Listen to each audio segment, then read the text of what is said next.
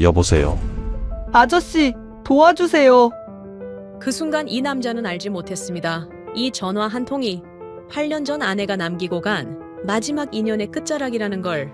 8년 동안 멈춰있던 전화가 왜 다시 울리게 된 걸까요? 오늘 이야기가 마음에 드신다면 구독과 좋아요로 함께 해주세요. 오늘도 어디선가 듣고 계실 여러분, 댓글로 인사 남겨주시면 반갑게 찾아뵙겠습니다. 그럼 이야기 시작하겠습니다. 8년이라는 시간이 흘러도 어떤 의식은 멈추지 않습니다. 밤 10시 거실 창가에 놓인 낡은 공기계의 화면이 희미하게 빛나고 있었어요. 먼지가 쌓인 충전기 위에서 그 폰은 8년째 같은 자리를 지키고 있었죠. 화면 보호기도 없이 배경화면에는 웃고 있는 여자의 얼굴이 그대로 남아 있었습니다. 65세 강태수는 오늘도 어김없이 자기 휴대폰을 들어 그 번호를 눌렀어요. 신호음이 5번 울리면 끊습니다. 아무도 받지 않는다는 걸 알면서도 8년째 같은 번호로 전화를 걸었죠. 그 번호는 원래 아내가 쓰던 번호였습니다. 8년 전 아내는 그 건물에 사는 친구를 만나러 갔다가 화재에 휘말렸어요. 대피하던 중 연기 속에 쓰러진 윤희의 품에서 갓난아기를 받아 안고 계단을 뛰어내려왔죠. 윤희는 뒤이어 출동한 구조대에 의해 구조됐고 가까스로 목숨을 건졌습니다. 아이는 살았지만 아내는 연기 흡입으로 병원에서 눈을 감았습니다. 장례를 치르고 유품을 정리하고 세상 모든 절차가 끝난 뒤에도 태수가 끝내 하지 못한 일이 하나 있었습니다. 아내의 휴대폰 번호를 해지하는 것. 해지하면 정말 끝이잖아요. 그래서 자기 명의로 승계했습니다. 매달 요금을 내면서 아무도 쓰지 않는 번호를 유지했죠. 그리고 매일 밤 10시 그 번호로 전화를 겁니다. 신호음만 듣다가 끊는 게 전부지만 태수에게는 그게 유일한 애도의 방식이었습니다. 마치 아내가 아직 어딘가에서 전화를 받지 못하고 있을 뿐인 것처럼, 언젠가는 여보세요 하고 받을 것처럼. 오늘 밤도 그랬습니다. 침대에 앉아 휴대폰을 들고 통화 버튼을 누르려던 찰나 거실에서 벨소리가 먼저 울렸습니다. 태수는 손을 멈췄어요. 자기가 건 전화가 아니었습니다. 누군가 먼저 그 번호로 전화를 건 거였죠. 태수는 벌떡 일어나 거실로 뛰어갔습니다. 떨리는 손으로 공기계를 집어들었죠. 여보세요. 그 번호에서 사람 목소리를 들은 건 8년 만이었습니다. 아저씨, 도와주세요. 어린아이 목소리였습니다. 떨리고 울먹이고 겁에 질린 목소리. 누구야? 거기 어디야? 삼촌이 쓰러졌어요. 아이는 울면서 말했습니다. 옆에 있던 삼촌 같은 아저씨가 갑자기 쓰러졌다고. 눈을 안 뜬다고. 엄마가 이 번호 외우라고 했어요. 무슨 일 생기면 전화하라고. 태수의 심장이 쿵 하고 내려앉았습니다. 엄마가 이 번호를. 잠깐만, 이름이 뭐야? 지금 어디 있어? 준서요. 저 8살이에요. 근데 여기가 어딘지 몰라요. 태수는 다른 손으로 자기 휴대폰을 집어들었습니다. 119에 신고를 넣으려는데 손이 떨려서 2번이나 잘못 눌렀죠. 겨우 연결해서 아이에게 질문을 던졌습니다. 밖에 뭐가 보여? 창문으로 봐봐. 빨간 간판이요. 글자는 잘 안 보여요. 또 뭐 있어? 차 지나가는 소리 들려? 네. 큰 도로 같아요. 근데 세차장 있어요. 문 닫힌 세차장. 준서야, 혹시 벽에 뭐 붙어 있어? 종이 같은 거. 재개발. 구산동 재개발이라고 써 있어요. 태수는 119에 그 정보를 전달했습니다. 폐업한 세차장, 빨간 간판, 대로변 구산동 재개발 구역. 30년 넘게 현장을 뛰었던 감각이 살아났습니다. 머릿속으로 지도를 그리면서 옛 동료에게 문자를 보냈죠.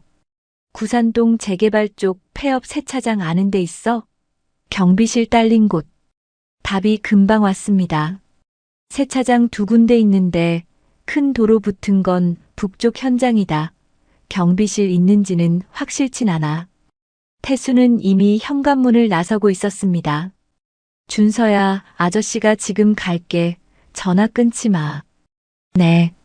근데 삼촌이 안 일어나요. 아저씨 빨리 와요.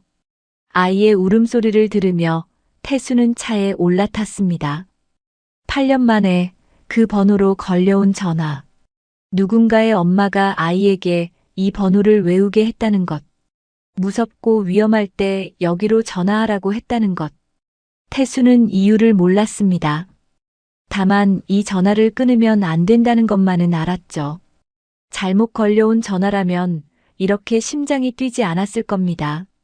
8년 동안 멈춰있던 무언가가 그 밤 처음으로 다시 움직이고 있었습니다. 태수는 악셀을 밟았습니다. 밤거리의 신호등이 파랗게 바뀌고 차는 어둠 속으로 달려갔죠. 수화기 너머로 아이의 숨소리가 들렸습니다. 겁에 질린 작고 연약한 숨소리. 괜찮아, 준서야. 아저씨가 금방 갈게. 태수는 자기도 모르게 아내에게 하던 말투로 아이를 달래고 있었습니다. 밤 11시 무렵 태수의 차가 폐업한 세차장 앞에 멈춰 섰습니다. 동료가 알려준 북쪽 현장이 맞았어요. 119 구급차는 이미 도착해 있었죠. 빨간 경광등이 어둠 속에서 돌아가고 있었고 부지 안쪽 경비실에서 들것이 나오고 있었습니다. 태수는 차에서 내리자마자 뛰었습니다. 도착 직전에 통화가 끊겼어요. 마지막으로 아이가 흐느끼는 소리만 남기고 전화는 끊어졌습니다. 경비실 문 앞에서 구급대원 하나가 태수를 막아섰죠. 보호자분이세요? 아니요, 전화. 이 아이가 저한테 전화를 했어요. 태수는 숨을 몰아쉬며 경비실 안을 들여다봤습니다. 간이 침대 2개가 놓인 좁은 방 한쪽 구석에 아이 옷가지가 접혀 있었고 작은 책상 위에는 학습지가 펼쳐져 있었어요.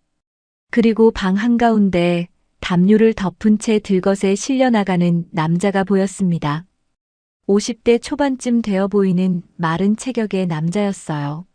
얼굴이 창백하고 눈은 감겨 있었죠. 삼촌. 그 순간 경비실 안에서 작은 아이가 뛰어나왔습니다. 파자마 차림의 맨발이었어요. 구급대원이 아이를 붙잡았지만 아이는 들것을 향해 손을 뻗으며 울부짖었죠. 삼촌, 일어나, 삼촌. 태수의 가슴이 찢어지는 것 같았습니다. 30년 넘게 화재 현장을 뛰면서 수없이 봐왔던 장면이었어요. 부모를 잃고 울부짖는 아이들, 가족을 찾아 헤매는 사람들. 그 장면들이 순간 겹쳐 보였습니다. 태수는 무의식적으로 아이에게 다가갔어요. 무릎을 꿇고 눈높이를 맞췄죠. 준서야. 아이가 고개를 들었습니다. 눈물 범벅이 된 얼굴, 떨리는 입술. 그런데 태수의 얼굴을 보자 아이의 눈이 커졌어요. 아저씨. 전화 아저씨? 그래, 아저씨가 왔어. 아이는 한 발짝 다가오다가 멈췄습니다. 태수의 얼굴을 올려다보며 전화 너머로 들었던 목소리를 떠올리는 것 같았어요. 그리고 천천히 조심스럽게 다가오더니 태수의 품으로 무너졌습니다. 작은 몸이 벌벌 떨고 있었어요. 태수는 아이의 등을 토닥이며 중얼거렸죠. 잘했어, 준서야, 전화 잘했어. 구급대원들이 종기를 싣는 사이 경찰차도 현장에 들어왔습니다. 태수는 아이를 안은 채 경찰에게 상황을 설명했어요. 전화가 걸려왔고 아이가 위치를 알려줬고 119에 신고하면서 직접 찾아왔다고. 경찰은 경비실 안을 둘러보며 고개를 갸웃거렸습니다. 이 남자가 아이 보호자입니까? 그건 저도 모릅니다. 아이가 삼촌이라고 부르긴 했는데. 경찰은 경비실 안을 사진으로 찍기 시작했어요.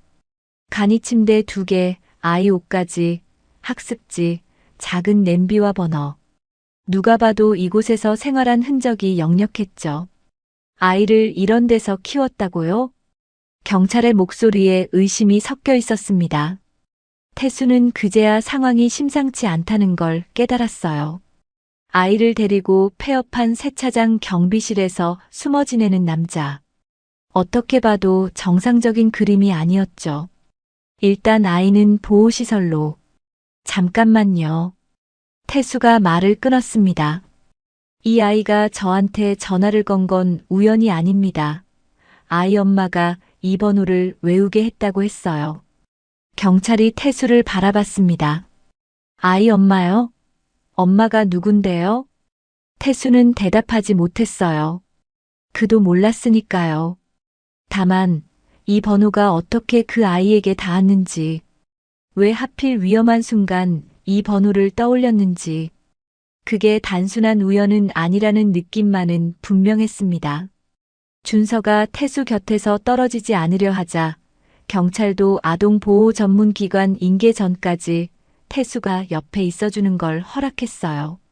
병원 측도 아이가 안정을 찾을 때까지는 그게 낫다고 봤습니다. 새벽이 밝아올 무렵 경찰을 통해 박종길의 상태를 전해들었어요. 과로와 영양실조로 인한 실신, 생명에는 지장이 없지만 당분간 입원이 필요하다고 했습니다. 그리고 그날 오후 병원에 한 남자가 나타났습니다. 40대 초반 단정한 정장 차림에 부드러운 인상. 그는 병원 로비에서 경찰과 이야기를 나누고 있었어요. 태수는 아이와 함께 복도 의자에 앉아 있다가 그 남자를 봤습니다. 남자가 이쪽으로 걸어왔어요. 혹시 강태수 선생님이신가요? 네, 그런데. 남자가 깊이 허리를 숙였습니다. 윤정호라고 합니다. 준서 외삼촌이에요. 지방 출장 중에 경찰 연락을 받고 급히 올라왔습니다. 그가 고개를 들었을 때 눈가가 붉어져 있었어요. 밤새 얼마나 무서웠을까. 선생님 아니었으면 큰일 날 뻔했습니다. 정말 감사합니다. 정호는 주머니에서 명함을 꺼내 공손하게 건넸어요.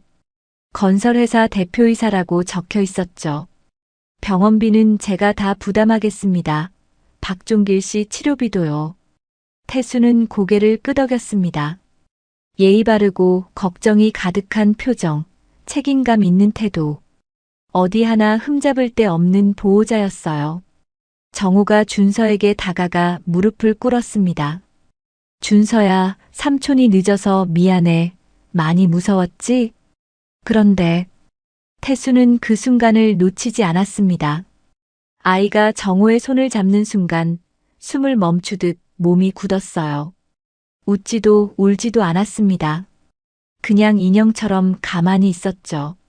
정호는 아이의 머리를 쓰다듬으며 경찰에게 말했어요. 박종길 씨는 제 누나 친구였습니다. 누나가 세상을 떠난 뒤로 좀 정신적으로 불안정해지셨어요. 준서를 자기가 지켜야 한다는 망상에 빠지신 것 같습니다. 경찰이 고개를 끄덕였습니다. 그럼 아이를 데리고 숨어 지낸 건 10개월 전부터 연락이 끊겼었어요. 그때부터 찾고 있었습니다. 경찰이 태블릿을 확인하며 고개를 끄덕였습니다. 보호자 측 실종 신고 이력이 많네요. 정호의 설명은 논리적이고 차분했어요.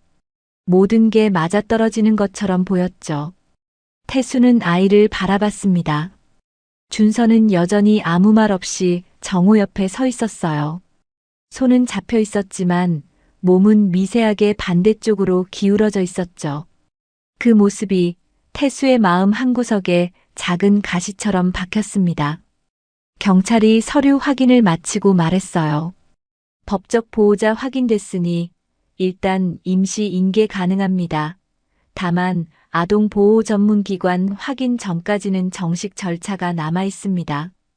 태수는 아이가 이렇게 쉽게 넘겨지는 게 못마땅했습니다. 하지만 법적 보호자라는 말 앞에 막을 방법이 없었어요. 정호가 일어서며 태수에게 다시 인사했어요. 선생님 정말 감사합니다. 연락처 남겨주시면 제가 따로 인사드리러 가겠습니다. 아, 네. 태수는 번호를 알려줬습니다. 정호는 환하게 웃으며 고개를 숙였죠. 준서가 선생님 덕분에 살았어요. 은인이십니다. 정호와 아이가 병원 복도를 걸어갔습니다. 정호는 아이의 손을 꼭 잡고 있었어요. 다정한 외삼촌의 모습 그 자체였죠. 그런데 태수는 떨칠 수 없었습니다. 아이가 정호 손을 잡는 순간 숨을 멈추던 그 표정. 트라우마 때문일까요? 낯을 가리는 걸까요? 태수는 스스로에게 물었습니다. 하지만 대답은 나오지 않았어요. 복도 끝에서 아이가 한 번 뒤를 돌아봤습니다. 태수와 눈이 마주쳤죠. 아이의 눈에 무언가가 담겨 있었어요. 말로 표현할 수 없는 작고 희미한 무언가. 그리고 아이는 다시 고개를 돌렸습니다. 정호의 손에 이끌려 사라졌죠. 태수는 한참 동안 그 자리에 서 있었습니다. 정호와 아이가 사라진 뒤에도 태수는 병원을 떠나지 못했습니다. 복도 의자에 앉아 한참을 멍하니 있었어요. 아이가 마지막으로 돌아봤던 그 눈빛이 자꾸 떠올랐죠. 말로 표현할 수 없는 작고 희미한 무언가. 그게 뭐였을까요? 태수는 고개를 저었습니다. 생각해봐야 소용없었어요. 법적 보호자가 나타났고 절차대로 인계됐고 자신은 이제 아무 관계도 아니었죠. 그런데 발이 떨어지지 않았습니다. 결국 태수는 병실 쪽으로 걸어갔어요. 박종길이 입원해 있는 병실. 문 앞에서 잠시 망설이다가 안을 들여다봤습니다. 종길은 침대에 누운 채 링거를 맞고 있었어요. 눈은 감겨 있었고 얼굴은 여전히 창백했죠. 태수는 조용히 병실 안으로 들어갔습니다. 종길의 얼굴을 가만히 바라봤어요. 50대 초반, 마른 체격, 거칠어진 손. 지방 현장을 전전하며 몸이 망가진 사람의 손이었습니다. 이 남자가 정말 아이를 납치한 걸까요? 정호 말대로 망상에 빠진 위험한 사람일까요? 태수는 경비실에서 봤던 장면을 떠올렸어요. 간이 침대 2개, 깔끔하게 접힌 아이 옷까지, 펼쳐진 학습지. 그건 납치범의 은신처가 아니었습니다. 누군가 아이를 정성껏 돌본 흔적이었죠. 그리고 준서가 울부짖던 목소리. 삼촌, 일어나 삼촌. 그 목소리엔 공포보다 매달림이 더 짙었습니다. 태수는 창가에 놓인 의자에 앉았어요. 종길이 깨어나기를 기다리기로 했습니다. 해가 기울 무렵 종길의 눈꺼풀이 떨렸습니다. 태수는 자리에서 일어나 침대 옆으로 다가갔어요. 종길이 천천히 눈을 떴습니다. 천장을 멍하니 바라보다가 고개를 돌려 태수를 봤죠. 눈에 경계심이 가득 찼어요. 누구? 강태수입니다. 어젯밤 준서가 저한테 전화를 걸었어요. 종길의 눈이 커졌습니다. 준서. 준서는요? 준서 어디 있어요? 종길이 벌떡 일어나려 했어요. 태수가 어깨를 잡아 말렸습니다. 괜찮아요. 아이는 무사해요. 어디 있냐고요? 지금 누구랑 있어요? 종길의 목소리가 떨리고 있었어요. 눈에는 공포가 서려 있었죠. 단순한 걱정이 아니었습니다. 태수가 먼저 입을 열었어요. 경비실 안을 봤습니다. 간이 침대 2개, 깔끔하게 접힌 옷까지, 학습지까지, 납치범이 사는 곳 같진 않더군요. 종길의 눈에서 경계심이 조금 풀렸습니다. 준서가 삼촌 일어나라며 울더군요. 그게 정말 걱정되는 목소리였어요. 종길의 눈가에 물기가 고였어요. 외삼촌이라는 분이 왔어요. 윤정호 씨, 지금 그 사람이랑 있습니다. 그 순간 종길의 얼굴이 하얗게 질렸습니다. 안 돼요. 종길이 태수의 팔을 붙잡았어요. 링거줄이 흔들렸습니다. 그 사람한테 보내면 안 돼요, 제발. 왜요? 무슨 일이 있는 겁니까? 종길은 대답하지 못했어요. 입술만 파르르 떨렸죠. 눈가에 물기가 고였습니다. 윤희가 그랬어요. 윤희요? 준서 엄마요. 제 친구였어요. 종길이 힘겹게 말을 이었습니다. 윤희가 죽기 전에 저한테 부탁했어요. 준서를 절대 정우한테 맡기지 말라고. 태수의 심장이 멈추는 것 같았습니다. 왜요? 무슨 이유로요? 종길이 고개를 떨궜어요. 자세한 건 말 안 했어요. 근데 정우만 오면 윤희가 벌벌 떨었어요. 돈 얘기만 나오면 표정이 굳었고요. 종길이 힘겹게 말을 이었습니다. 팔에 멍이 있는 걸 본 적도 있는데 자꾸 숨겼어요. 그리고 준서는요. 정우 집에 갈 때마다 울면서 돌아왔어요. 종길의 눈에서 눈물이 흘러내렸습니다. 그 뒤로 윤희는 준서를 정우 앞에 절대 혼자 두지 않았어요. 증거는 없어요. 그냥 옆에서 본 것밖에. 그래서 10개월 동안 도망쳤어요. 경찰한테 가면 다시 정우한테 넘어갈 게 뻔했으니까 옳은 방법이 아닌 줄 알면서도 그 방법밖에 없었어요. 종길이 태수의 손을 꽉 잡았어요. 선생님, 제발 준서 좀 지켜주세요. 저는 이제 아무것도 못해요. 몸도 이 모양이고 경찰한테 잡혀갈 거고. 태수는 아무 말도 할 수 없었습니다. 종길의 눈빛은 진심이었어요. 망상에 빠진 사람의 눈이 아니었습니다. 무언가를 끝까지 지키려다 무너진 사람의 눈이었죠. 윤희가 선생님 번호를 준서한테 외우게 했어요. 태수가 고개를 들었습니다. 뭐라고요? 제 앞에서 직접 종이에 번호를 적어줬어요. 준서한테 몇 번이고 따라 외우게 했습니다. 무슨 일 생기면 여기로 전화하라고. 이 사람이 널 도와줄 거라고. 태수의 머릿속이 하얘졌습니다. 윤희, 준서의 엄마. 그 사람이 아내 번호를 알고 있었다는 것. 그리고 그 번호를 아이에게 남겼다는 것. 아직은 알 수 없었어요. 다만 8년 전 아내의 죽음과 어젯밤 걸려온 전화가 어딘가에서 이어져 있다는 느낌만은 분명했습니다. 태수는 한참 동안 말을 잇지 못했습니다. 창밖으로 해가 지고 있었어요. 병실 안이 붉은 노을빛으로 물들었습니다. 종길이 힘없이 말했어요. 선생님이 누군지, 윤희가 왜 그 번호를 남겼는지 저도 몰라요. 근데 윤희가 믿은 사람이에요. 죽어가면서도 아들한테 남긴 번호예요. 종길의 눈이 태수를 똑바로 바라봤습니다. 제발 준서 좀 지켜주세요. 태수는 대답하지 못했어요. 다만 고개를 한번 끄덕였습니다. 그게 무슨 의미인지 자신도 몰랐죠.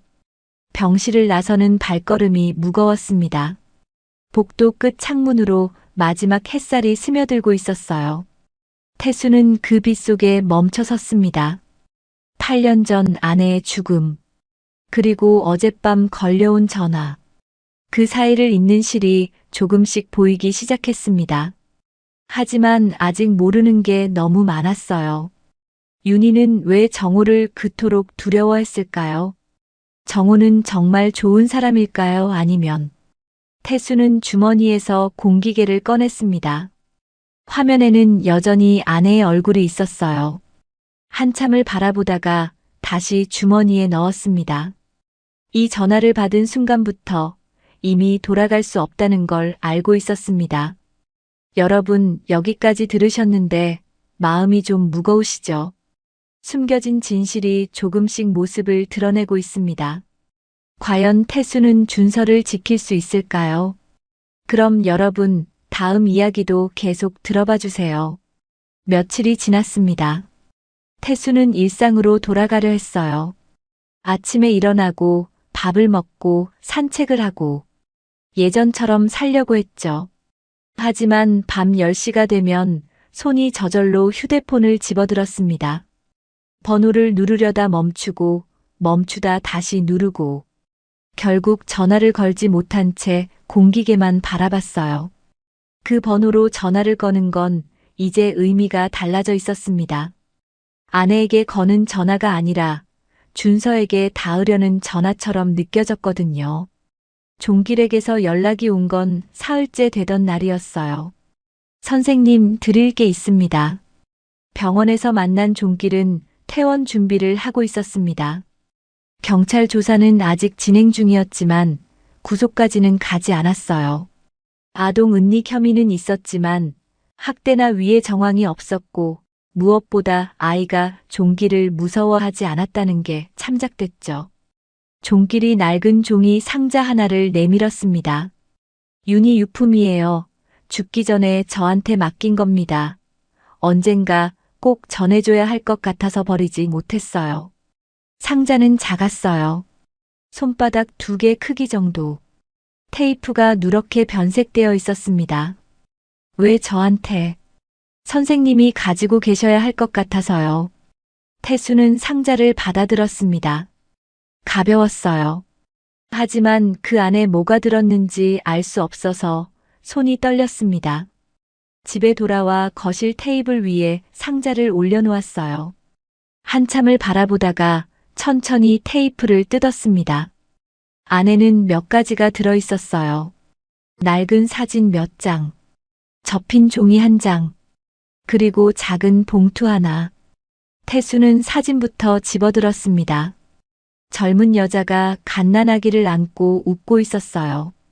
병원 침대 위, 출산 직후의 모습. 아기는 눈을 감고 있었고 여자는 지쳐 보였지만 행복해 보였습니다. 그 아기가 준서였겠죠. 그리고 이 여자가 윤희. 태수는 다음 종이를 집어들었습니다. 장례식 안내장이었어요. 누렇게 바랜 종이, 접힌 자국이 여러 번 남아 있었습니다. 고인의 이름이 적혀 있었어요. 태수는 그 이름을 알아봤습니다. 아내였어요. 손이 떨렸습니다. 안내장을 든 손이 흔들려서 한참 동안 제대로 볼 수가 없었어요. 윤희는 아내 장례식에 왔었습니다. 그리고 이 안내장을 8년 동안 간직했어요. 태수는 접힌 메모지를 펼쳤습니다. 손글씨가 적혀 있었습니다. 흔들리는 글씨, 힘이 빠진 필체. 준서야. 정말 위험하면 이 번호로 전화해. 엄마가 믿는 사람이야. 엄마 대신 널 살려준 사람이야. 이 사람은 널 버리지 않을 거야. 태수는 메모지를 내려놓지 못했습니다. 엄마 대신 널 살려준 사람. 윤희는 알고 있었어요. 아내가 자신을 대신해서 죽었다는 걸. 그 빚을 8년 동안 안고 살았다는 걸. 그리고 죽기 전 아들에게 그 사람의 번호를 남긴 거였습니다. 태수는 마지막 봉투를 열었어요. 안에는 2가지가 들어 있었습니다.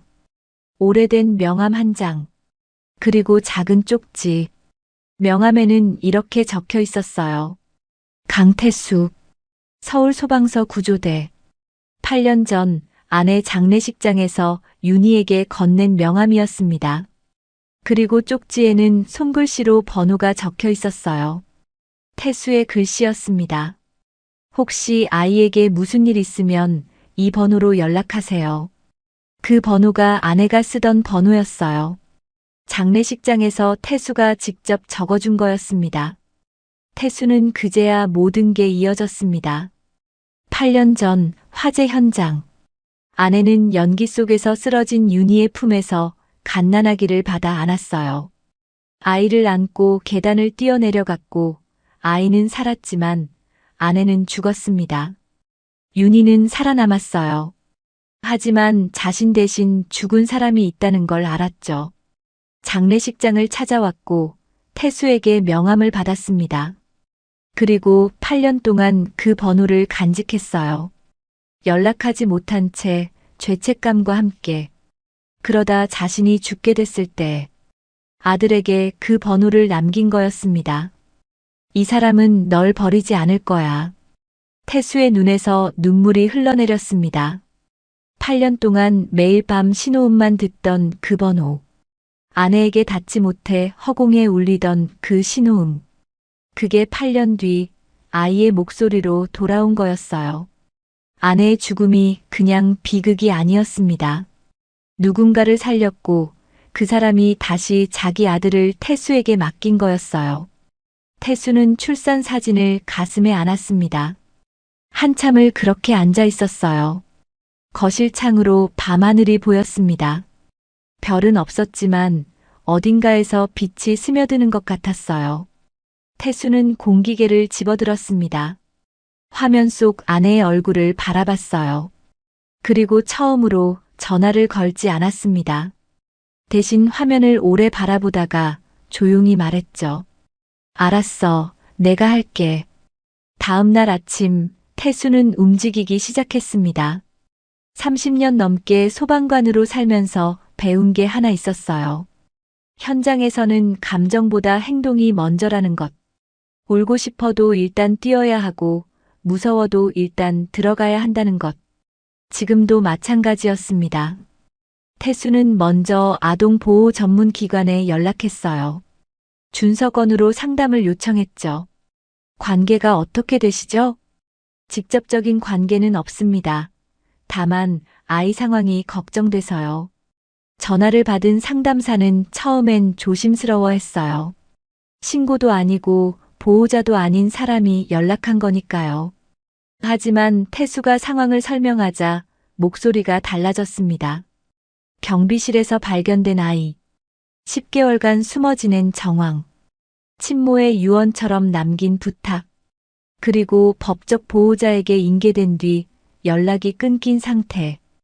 혹시 아이와 직접 통화하신 적 있으세요? 네, 그날 밤 전화로요. 아이가 저한테 먼저 전화를 걸었습니다. 지금 아이 상태를 확인할 방법이 있으신가요? 없습니다. 외삼촌이 데려간 뒤로는요. 상담사가 잠시 침묵했어요. 선생님, 지금 말씀하신 내용만으로도 접수는 가능합니다. 다만 저희가 바로 조사에 들어가려면 조금 더 구체적인 정황이 필요합니다. 어떤 게 필요합니까?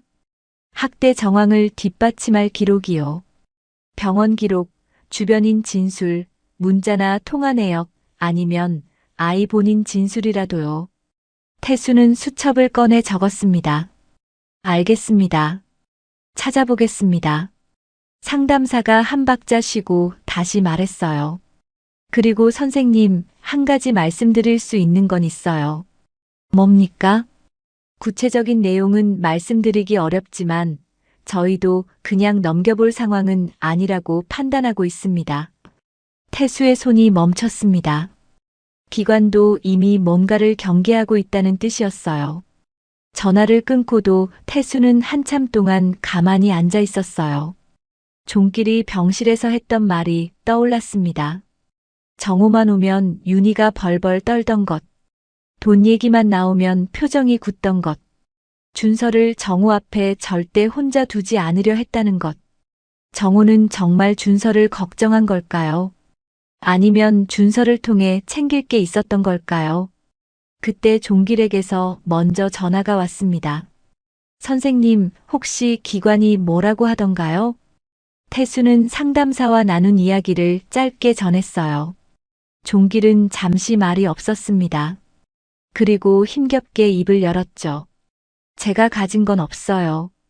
근데 윤희 직장 동료 한 명은 찾아보셔야 해요. 누구 말입니까? 김수진 씨요.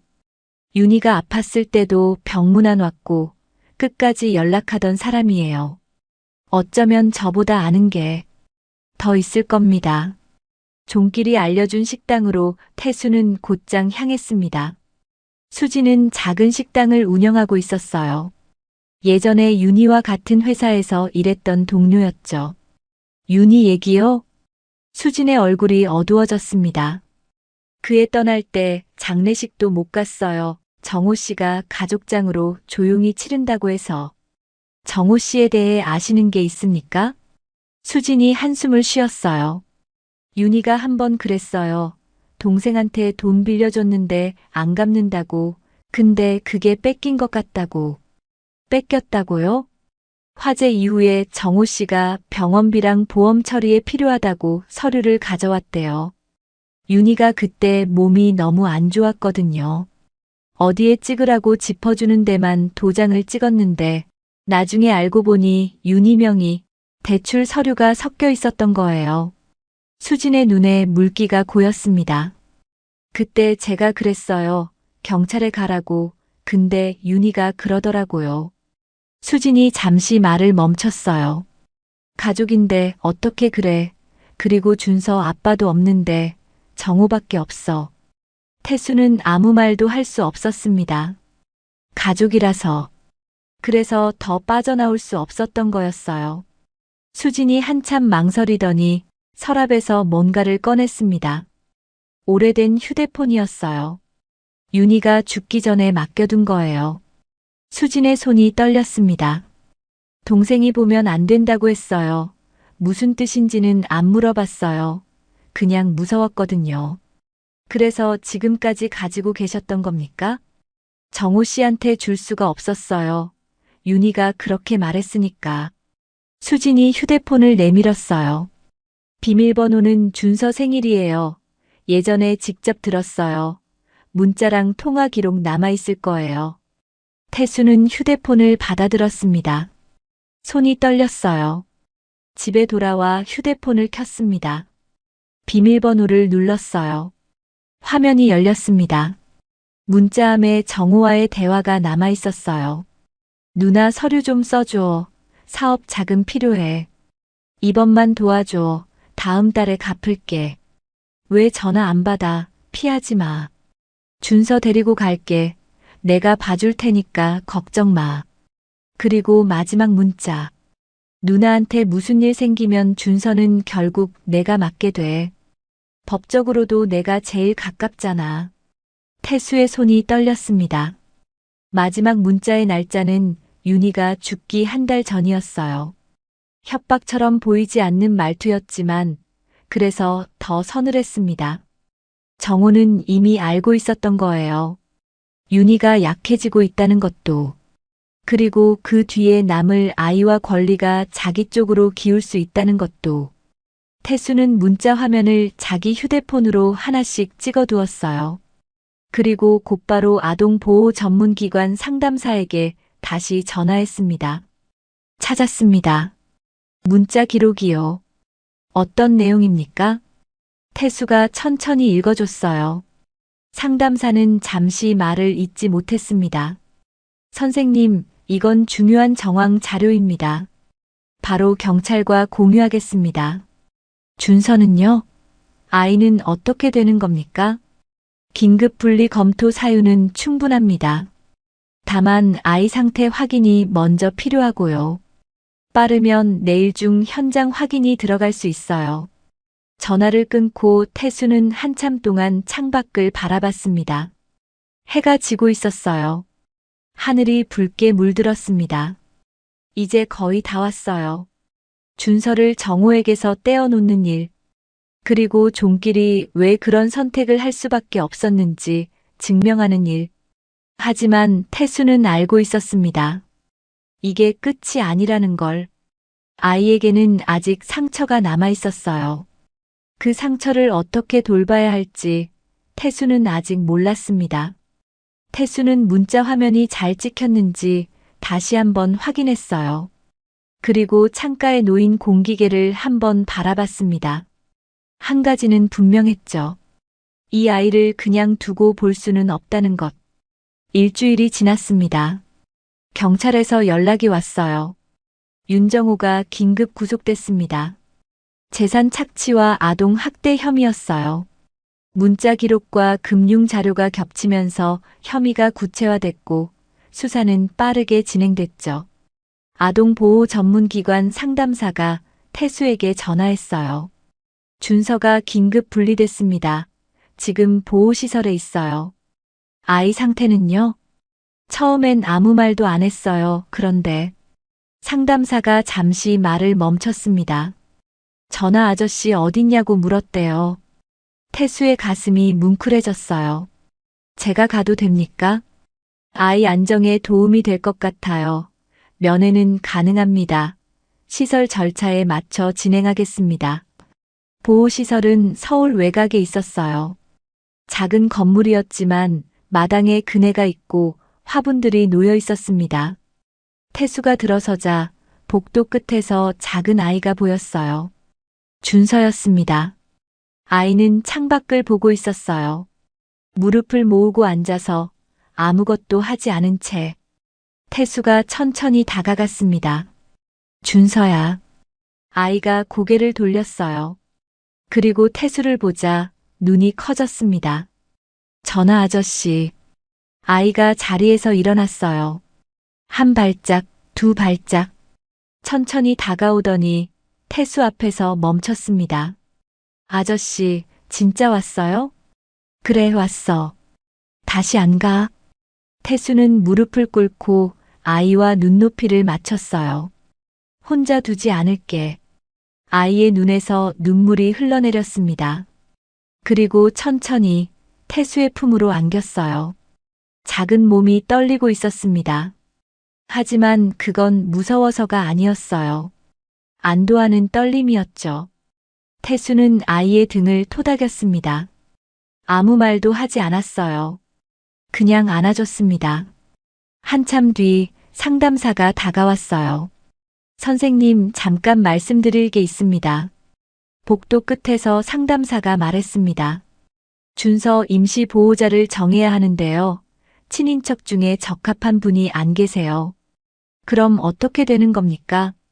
위탁 가정이나 시설에서 지내게 됩니다. 그런데 상담사가 태수를 바라봤어요. 선생님이 긴급 임시 보호자로 신청하시면 검토를 진행할 수 있습니다. 적격 심사를 통과해야 하지만요. 태수는 대답하지 못했어요. 65세, 혼자 사는 퇴직 소방관. 아이를 키워본 적도 없고 앞으로 얼마나 살지도 모르는 사람. 자격이 있을까요? 아이가 선생님을 안정 대상으로 인식하고 있어요. 기관에서도 가능성을 보겠습니다. 천천히 생각하셔도 돼요. 상담사가 돌아가고 태수는 마당에 섰습니다. 그네가 바람에 살짝 흔들리고 있었어요. 해가 기울어 마당에 긴 그림자가 졌습니다. 문득 아내 생각이 났어요. 8년 전 아내는 연기 속에서 모르는 아이를 안고 계단을 뛰어내려왔습니다. 망설일 시간 같은 건 없었겠죠. 그냥 아이가 위험하니까 몸이 먼저 움직인 거였을 거예요. 태수는 아내가 왜 그랬는지 이제야 알 것 같았습니다. 자격이 있어서가 아니었어요. 그냥 눈앞에 아이가 있었으니까. 그게 전부였던 거죠. 태수는 상담사를 다시 찾아갔습니다. 신청하겠습니다. 상담사가 고개를 끄덕였어요. 서류 준비하고 가정 방문 일정 잡겠습니다. 며칠 뒤 적격 심사와 가정 방문을 마쳤어요. 짧은 시설 적응 기간이 끝나고 주말 외박 형태의 임시 동행이 먼저 허가됐습니다. 그리고 다시 며칠 뒤 준서는 태수의 집으로 오게 됐어요. 아이는 거실을 두리번거렸어요. 낯선 곳이었지만 무서워하진 않았습니다. 여기서 살아? 응, 여기서 살아. 아저씨 혼자? 응, 혼자였어. 이제까지는. 준서가 태수를 올려다봤어요. 이제는?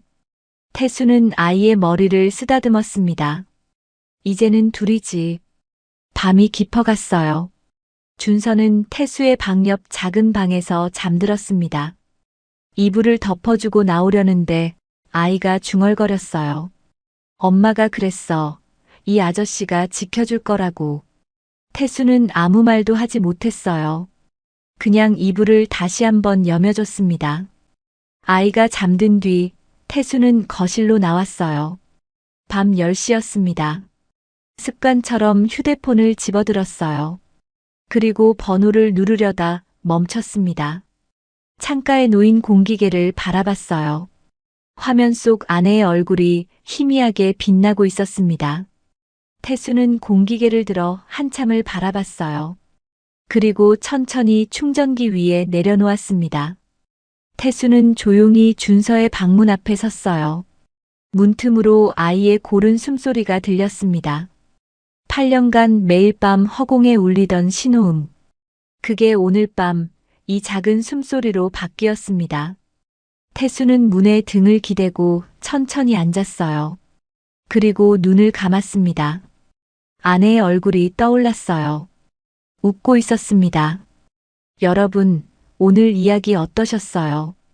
8년 동안 매일 밤 신호음만 듣던 전화기에서 어느 날 아이 목소리가 들려왔습니다.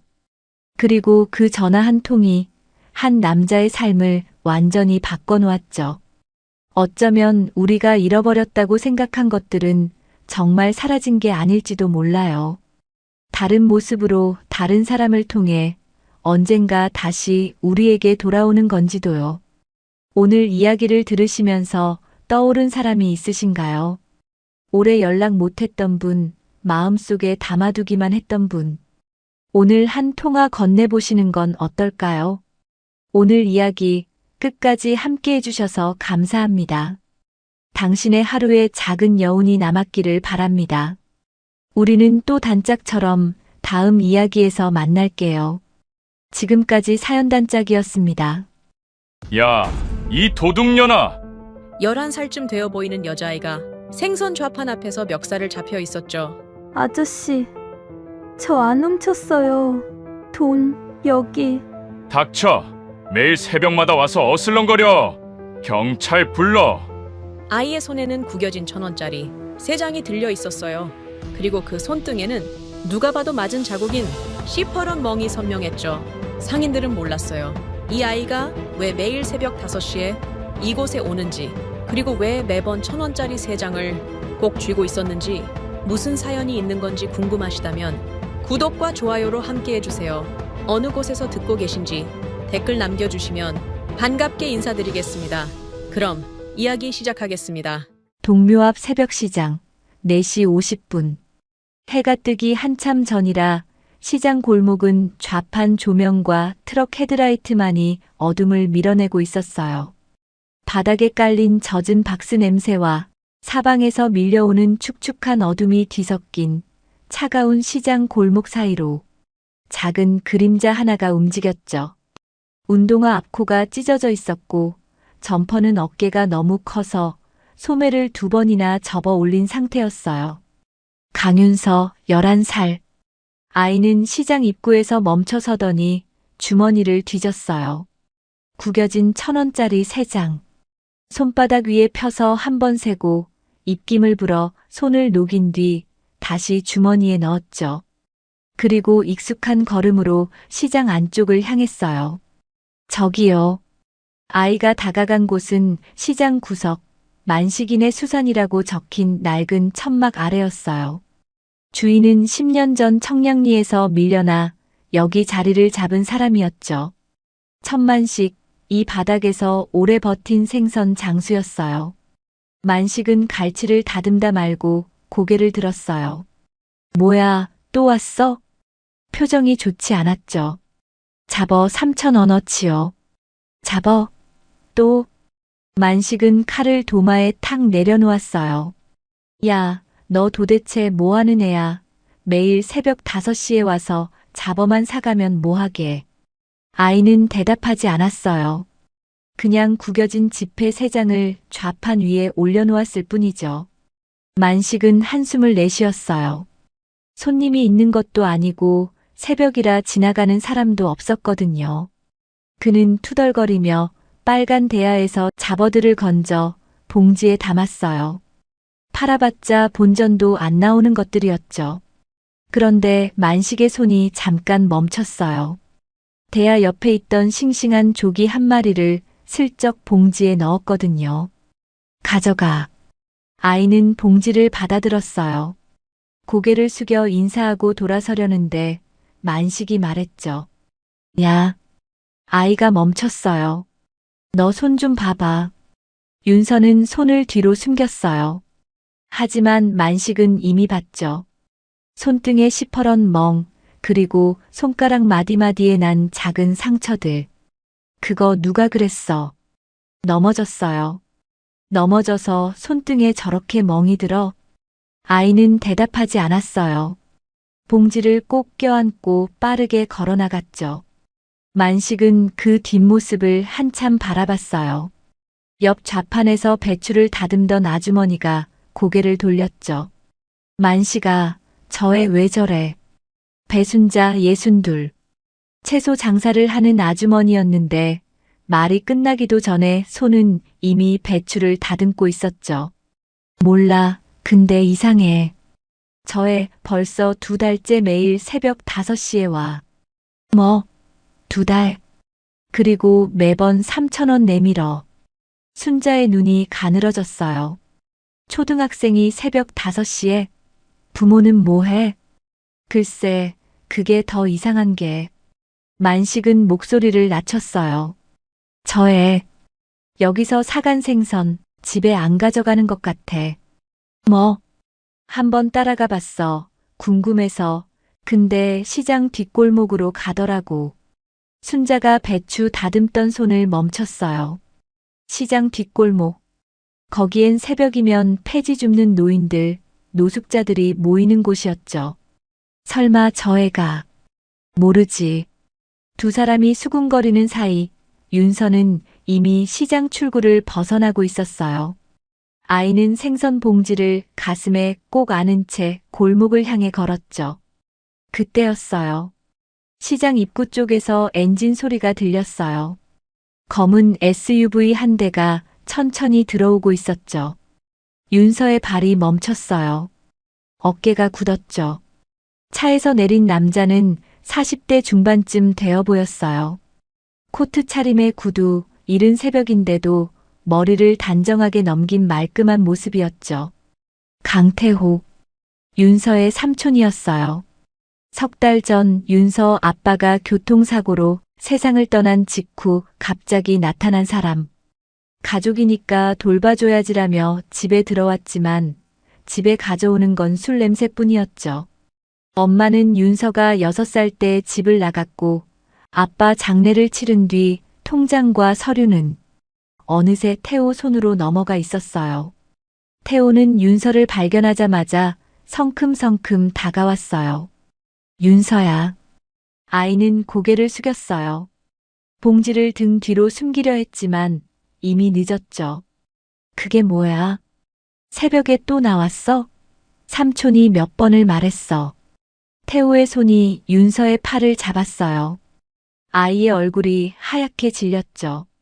삼촌, 저 그냥 집에 가서 얘기해. 남자는 봉지를 낚아채더니 안을 들여다봤어요. 잡어 몇 마리와 조기 1마리.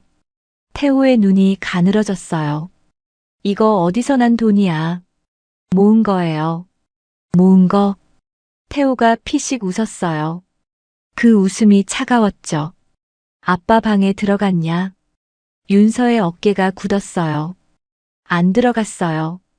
거짓말하지 마. 뭘 만졌어. 아무것도 안 만졌어요. 태호의 눈이 가늘어졌어요. 내 아빠 물건 중에 숨긴 거 있지? 수천 마리야. 아이 눈동자가 흔들렸어요. 태호는 그걸 놓치지 않았죠. 집에 가자. 태호는 윤서의 팔을 잡아 끌었어요. 아이의 발이 질질 끌렸지만 남자는 개의치 않았죠. 봉지에서 생선 1마리가 바닥에 떨어졌어요. 만식이 넣어준 조기였죠. 윤서는 그 생선을 돌아보며 입술을 깨물었어요. 눈에 눈물이 고였지만 소리는 내지 않았죠. 멀리서 그 장면을 본 만식이 저거 뭐야? 순자도 고개를 돌렸죠. 검은 차가 아이를 태우고 사라지는 게 보였어요. 얘 아빠야? 아빠 같아 보여. 저의 표정 못 봤어? 만식의 얼굴이 굳어졌어요. 순자가 조용히 말했죠. 애가 굶은 얼굴이야. 볼이 쏙 들어갔더라. 저 남자 뭔가 찾고 있어. 뭘 찾는데? 몰라, 근데. 만식은 바닥에 떨어진 조기를 바라봤어요. 차가운 새벽 공기 속에서 생선은 이미 흙이 묻어 있었죠. 그는 그걸 주워들었어요. 순자가 말없이 깨끗한 비닐 하나를 건넸죠. 내일 저에 오면 내가 물어본다. 그날 밤 윤서의 방에서는 낮은 울음소리가 새어나왔어요. 삼촌은 아빠 방을 뒤지고 있었죠. 서랍을 열고 옷장을 뒤지고 침대 밑까지 들춰봤지만 찾는 건 나오지 않았어요. 분명 있을 텐데. 태호는 중얼거렸죠. 아빠가 남긴 그 수첩. 거기에 뭐가 적혀 있는지 윤서는 알고 있었어요. 하지만 절대 말할 수 없었죠. 그건 아빠가 남긴 마지막 약속이었으니까. 윤서는 이불 속에서 가슴팍을 움켜쥐었어요. 얇은 잠옷 안쪽 가슴에 꽁꽁 붙여놓은 작은 수첩이 만져졌죠. 아이는 그걸 꺼내지 않았어요. 그냥 손으로 누른 채 눈을 감았죠. 내일도 새벽 5시에 가야 했어요. 기다리는 사람들이 있으니까. 아빠가 끝내 못 전한 걸 자기는 알아버렸으니까. 그날 밤 윤서는 잠을 이루지 못했어요. 삼촌이 아빠 방을 뒤지는 소리가 새벽까지 이어졌거든요. 윤서는 이불을 머리까지 뒤집어 쓴 채 가슴팍에 수첩만 꾹꾹 눌렀어요. 찾으면 안 돼. 이것만은 안 돼. 다음 날 아침, 윤서는 학교에 가지 않았어요. 갈 수가 없었죠. 전날 삼촌에게 끌려오며 비틀린 팔이 아침이 되자 팔꿈치까지 시퍼렇게 멍들어 있었어요. 그리고 어젯밤부터 아무것도 먹지 못해 다리에 힘이 없었죠. 학교에 가면 점심은 먹을 수 있었어요. 무료 급식이니까요. 하지만 삼촌이 나가지 못하게 했어요. 수첩 어딨는지 말할 때까지 어디도 못 나가. 점심때쯤 담임 선생님한테 전화가 왔어요. 삼촌이 받았죠. 아, 네, 윤서가 좀 아파서요. 배탈이 좀 심해서 오늘 하루 쉬게 하려고요. 전화를 끊고 삼촌이 윤서를 봤어요. 학교에서 전화 올 때마다 내가 대신 받을 거야, 알겠지? 윤서는 고개를 끄덕일 수밖에 없었어요. 그날 저녁, 태호가 식탁에 앉아 커피를 마시고 있었어요. 윤서가 부엌에 들어서자 태호의 시선이 따라왔죠. 어제 물어본 거 대답 안 했지. 윤서의 발이 멈췄어요. 수첩 어딨어? 몰라요. 내 아빠가 죽기 전에 뭘 남겼는지 알아? 윤서는 대답하지 않았어요. 태호가 천천히 일어났어요. 내 아빠 뭔가 바꿔놨어. 내가 손도 못 대게. 아이의 눈이 커졌죠. 수첩만 찾으면 왜 그런지 알 수 있어. 태호가 윤서 앞으로 다가왔어요. 수첩에 뭐가 적혀 있는지 알면 얘기해. 그럼 삼촌이 잘해줄게. 윤서는 고개를 저었어요. 몰라요. 진짜 몰라요. 태호의 표정이 굳었어요. 그래, 모른다고. 그는 뒤로 물러서며 말했죠. 그럼 오늘부터 밥 없어. 내가 기억날 때까지. 윤서는 그 자리에 서 있었어요. 삼촌은 외투를 집어들었어요. 나 나갔다 올 테니까 집에 있어. 현관문이 쾅 닫혔고 삼촌의 차 소리가 멀어졌죠. 윤서는 잠시 망설이다 밖으로 나갔어요. 내일 새벽에 생선을 사려면 돈이 필요했거든요. 시장 뒷골목에서 공병을 모았어요. 맥주병, 소주병 손에 잡히는 대로 주었죠. 리어카 끄는 할아버지 눈치를 봐가며 쓰레기통을 뒤졌어요. 손이 까지고 무릎에 흙이 묻었지만 멈추지 않았어요. 그때 만식이 골목을 지나갔어요. 장사 끝나고 집에 가는 길이었죠. 아이는 고개를 숙인 채 공병을 세고 있었어요. 입술이 아주 작게 움직였죠. 아직 멀었어. 만식은 한참 그 자리에 서 있었어요. 가슴 한쪽이 무거워졌죠. 저 나이에 저렇게까지 해야 하나 싶었어요. 만식은 아이에게 다가가지 않았어요. 대신 중얼거렸죠. 저에 뭔가 사정이 있어. 해가 지고 깜깜해지고 나서야 고물상에서 손에 쥔 돈은 3,000원이었어요. 딱 잡어 한 봉지 값이었죠.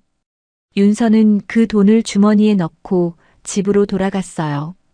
집은 조용했어요. 삼촌은 아직 돌아오지 않았죠. 윤서는 방으로 들어가 품 안에 숨겨놓은 수첩을 꺼냈어요. 낡은 갈색 가죽 표지. 아빠의 손때가 묻은 수첩이었어요. 윤서는 조심스럽게 첫 장을 넘겼어요. 거기엔 이름들이 빼곡했죠. 박성호 할아버지, 동묘역 3번 출구, 매일 새벽. 김말순 할머니, 청계천 쪽 화목만. 이정수 할아버지, 폐지 수레, 토요일. 이름 옆에는 작은 메모들이 있었어요. 성호 할아버지, 고등어 좋아함, 비린내 약한 거로. 말순 할머니, 딸 얘기 자주 하심, 이야기 좀 들어드릴 것. 정수 할아버지, 당뇨 있음, 짠 거 조심. 아빠는 그냥 생선을 나눠준 게 아니었어요. 한 사람 한 사람을 기억했던 거였죠. 윤서는 수첩을 넘기다 어느 페이지에서 멈췄어요. 아빠 글씨 사이에 빨간 줄이 그어진 곳이 있었거든요. 태호에게 절대 보여주지 말 것. 그 아래엔 뭔가 더 적혀 있었지만 글씨가 번져서 잘 보이지 않았어요. 윤서는 그 문장을 한참 바라봤어요. 그 문장 하나면 충분했어요. 윤서는 더 묻지 않아도 됐죠. 윤서는 수첩을 다시 가슴에 품었어요. 배가 고팠지만 더 중요한 게 있었어요. 내일 새벽 5시에 가야 했어요. 기다리는 사람이 있었으니까요.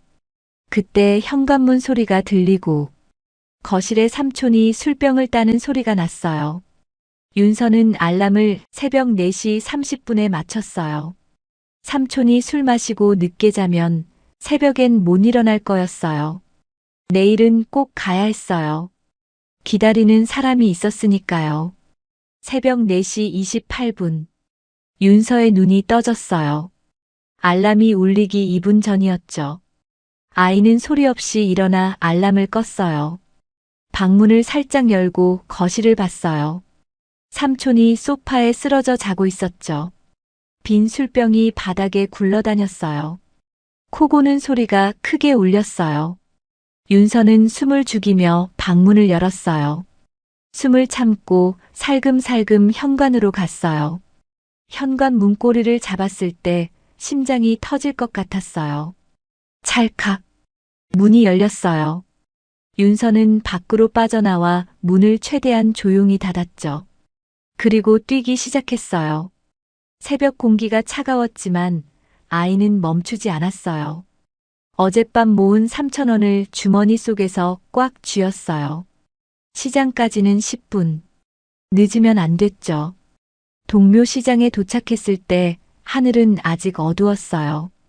좌판마다 조명이 켜지고 있었고 트럭에서 생선 상자를 내리는 소리가 들렸죠. 윤서는 만식인의 좌판으로 향했어요. 그런데 발걸음이 멈췄어요. 좌판 앞에 사람들이 모여 있었거든요. 야, 이거 봐봐. 젊은 상인이 손에 뭔가를 들고 있었어요. 생선 봉지였죠. 만식은 새벽 윤서를 위해 잡어 봉지를 따로 챙겨뒀어요.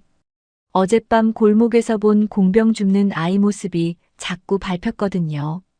만식이 형이 오늘 따로 챙겨뒀더라고. 근데 이거 누구 줄 거래? 몰라. 이따 오면 물어봐.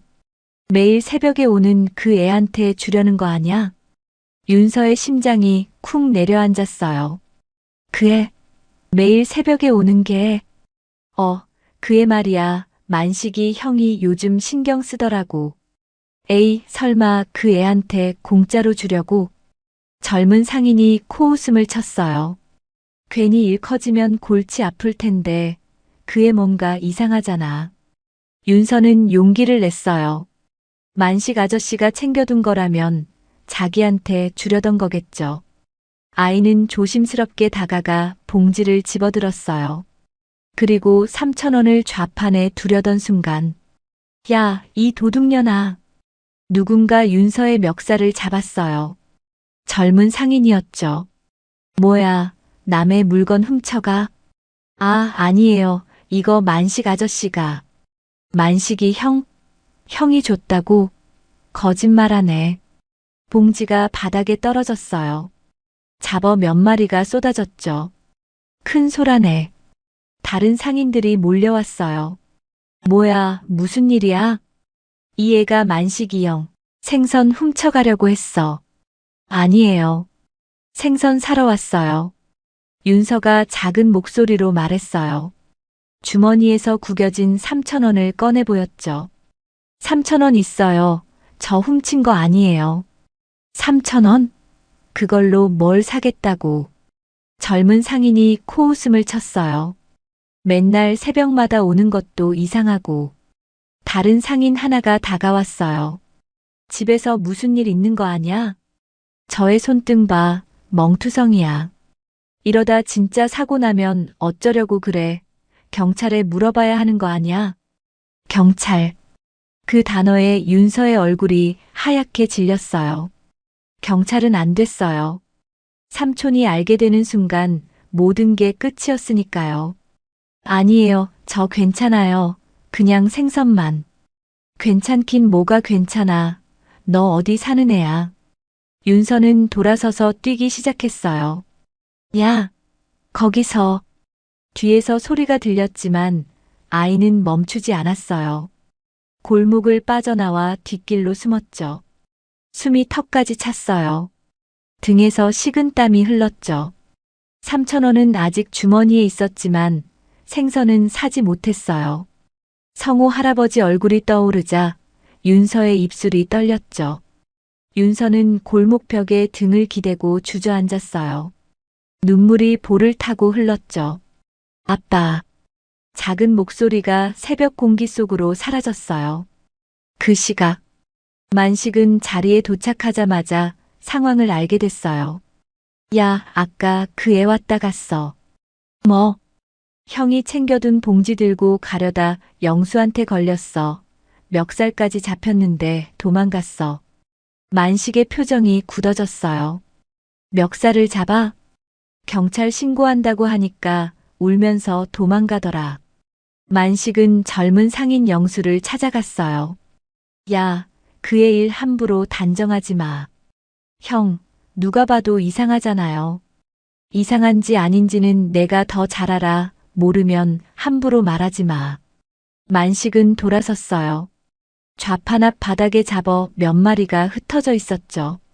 아까 쏟아진 거였어요. 만식은 그걸 주워 담으며 중얼거렸어요. 이걸 주려고 했는데. 만식은 봉지를 들고 시장 밖으로 나갔어요.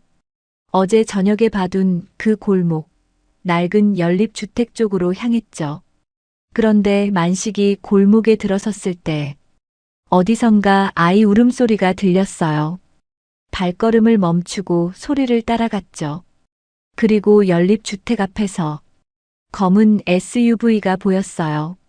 차 앞엔 코트를 걸친 정장 차림의 남자가 서 있었어요. 윤서의 삼촌 태호였죠. 그리고 태호의 앞에는 윤서가 고개를 숙이고 서 있었어요. 삼촌, 저 그냥. 닥쳐, 집에서 얘기해. 태호가 윤서의 팔을 잡았어요. 아이의 얼굴이 일그러졌죠. 만식은 멀리서 그 장면을 봤어요. 만식의 이가 사각 부딪혔어요. 하지만 섣불리 나설 수 없었어요. 잘못 끼어들었다가 아이만 더 다칠 수도 있었으니까요. 만식은 주먹을 쥐었어요. 차가 출발하고 아이가 태워져 갔죠. 만식은 그 자리에 한참 서 있었어요. 그리고 중얼거렸죠. 저 남자부터 확인해야겠어.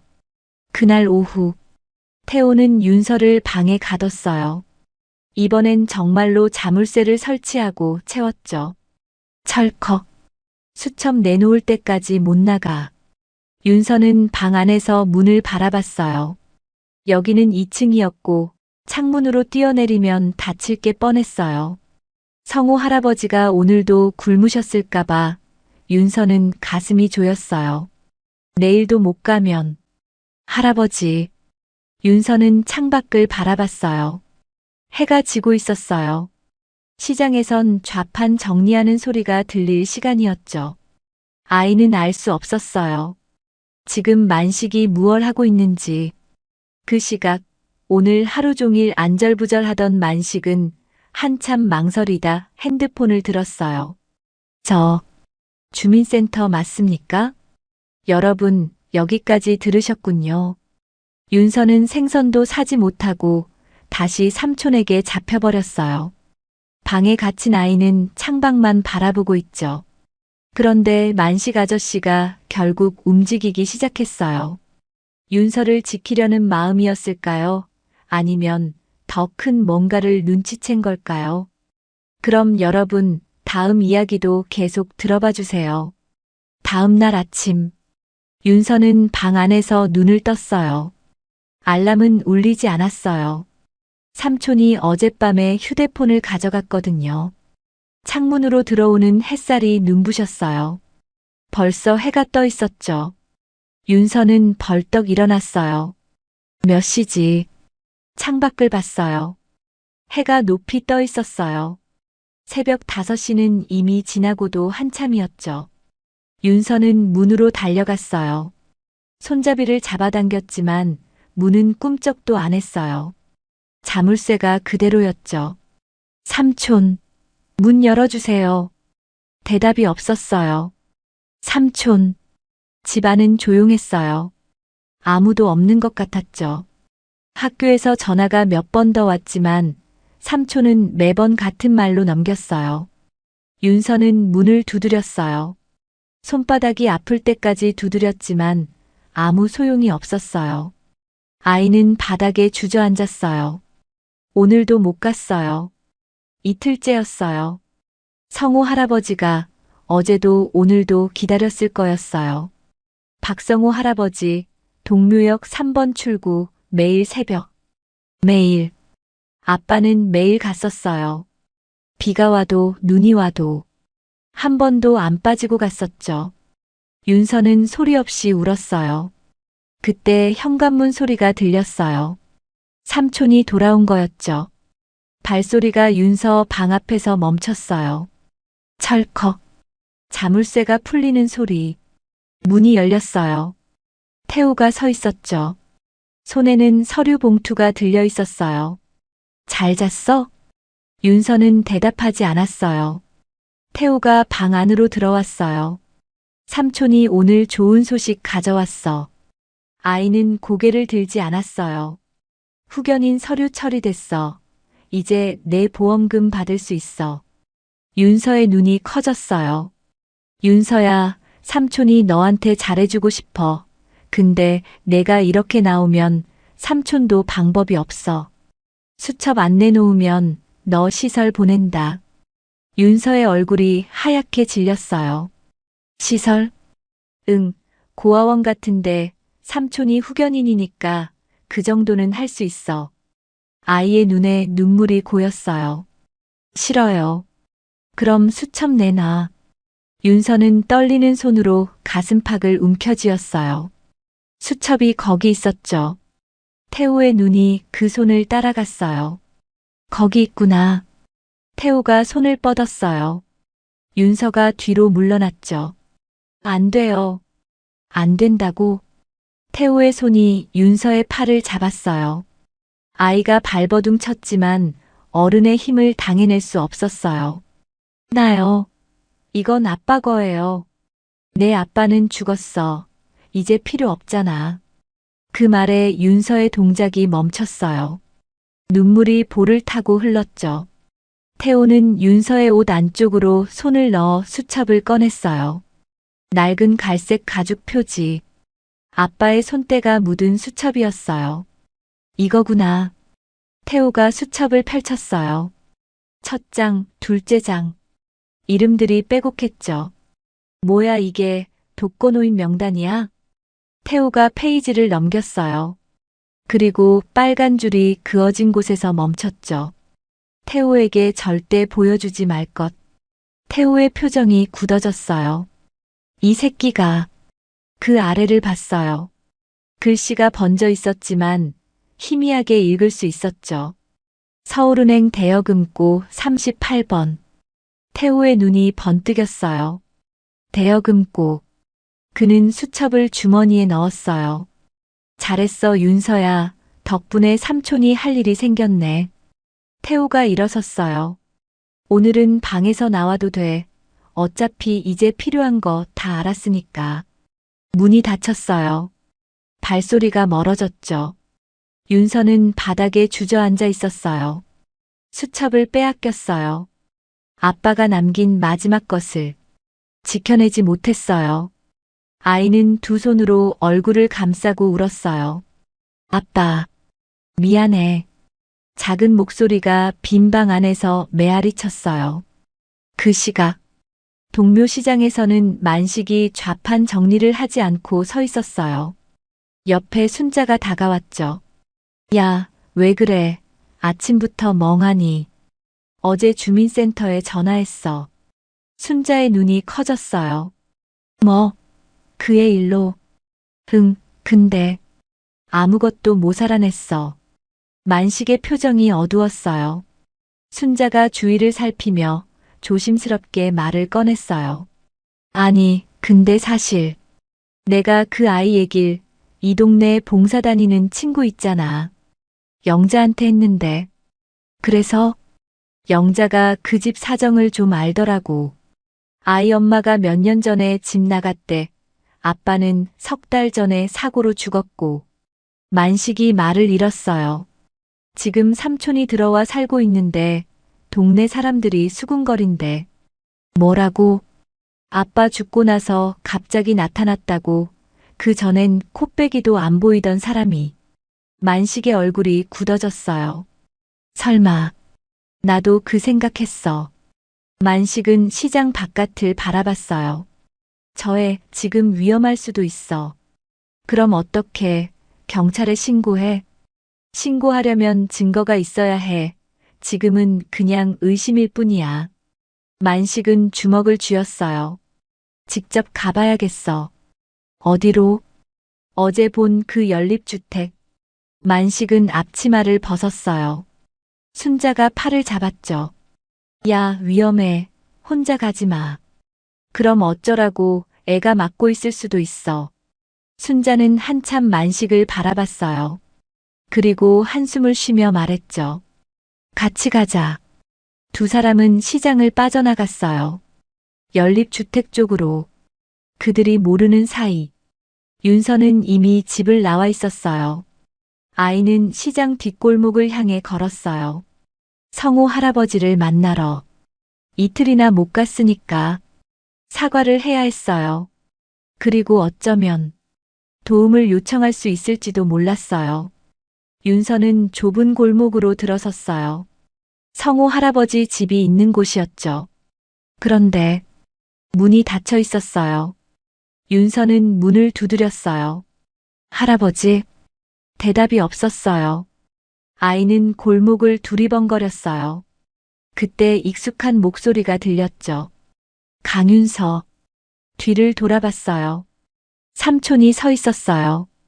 어딜 가는 거야? 윤서의 발이 얼어붙었어요. 태호가 다가왔어요. 삼촌이 방에서 나와도 된다고 했지.